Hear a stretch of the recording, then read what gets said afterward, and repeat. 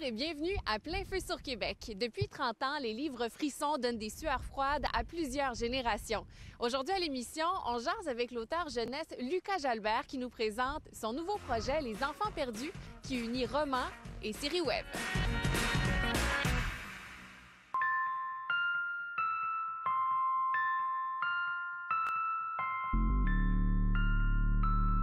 Lucas, on est très heureux de te retrouver aujourd'hui et en plus, c'est pour parler d'un magnifique projet, Les Enfants perdus. Qu'est-ce que c'est?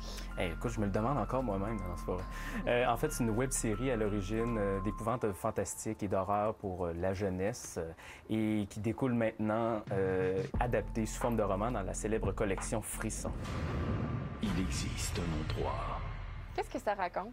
En fait, c'est l'histoire d'une comète qui vient s'écraser dans le grand comté de Coleraine, qui s'écrase dans le Buck Lake. Et cette comète-là va dégager une énergie mystérieuse qui va prendre de l'expansion sur le territoire grâce à la canicule qui sévit, parce que l'énergie a besoin de chaleur pour s'avancer.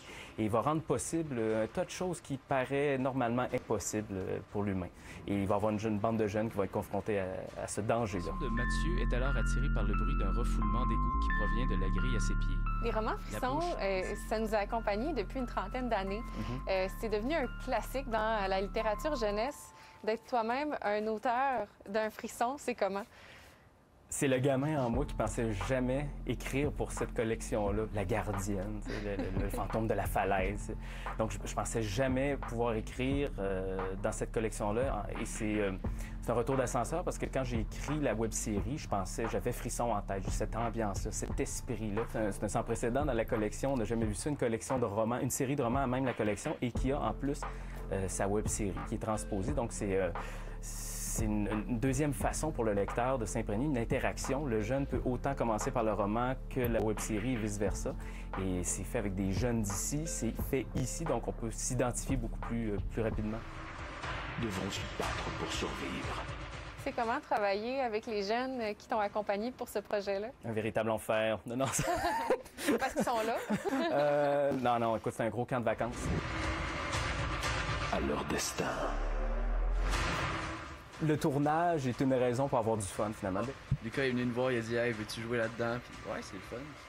C'était une belle expérience. J'ai toujours trouvé que c'était un concept qui était prenant, qui était vraiment intéressant de s'y plonger complètement. La première fois, quand j'étais allée tourner, au début, j'étais stressée, j'ai fait ça de cas parce que c'était la première fois. Mais après, j'étais comme, c'est cool, j'ai le goût de continuer, puis j'ai continué, puis ça l'a bien avancé, j'ai aimé ça. Ça sort de l'ordinaire, fait que tout de suite, ça va chercher d'autres sphères qu'on n'a pas dans des web-séries jeunesse de Québec, à mettons. Effectivement, il y a un tome 2, 3 et 4 qui s'en viennent et qui sait, peut-être je poursuivrai et on va voir grandir ces jeunes-là à l'écran. Évidemment, il y en a peut-être des nouveaux qui vont s'ajouter forcément avec le temps. Donc non, c'est pas les idées qui manquent. Alors préparez-vous à plonger dans une grande aventure, quitte à devenir peut-être des...